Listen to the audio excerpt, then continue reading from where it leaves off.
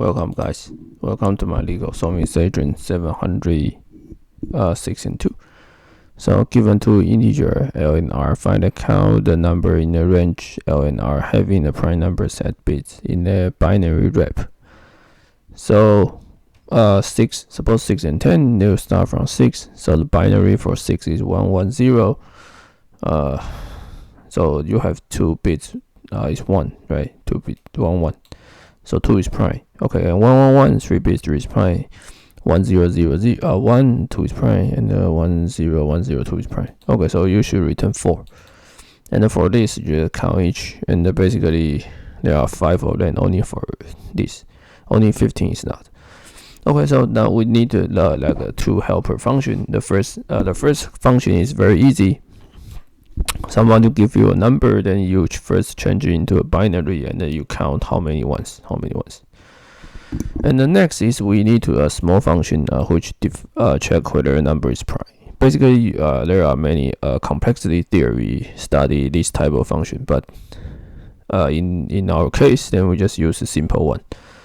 If n is less than 1, return 0. 0 means not prime.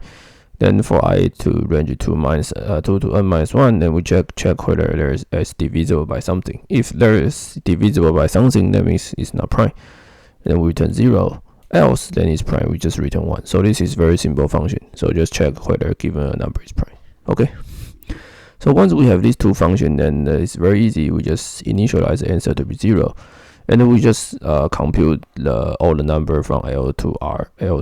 So and then we check, and we add the is prime, count 1. So we first count once add on a number means that we just get how many 1 in the binary bits, and then we check whether it's prime. So I said for if it's not prime, then you will return 0. If it's prime, you just return 1. So so if it's prime, then we just add 1. So basically you will just return how many number is what we want. Okay, so it's very naive implementation, nothing trick. So there's no special trick. Very straightforward.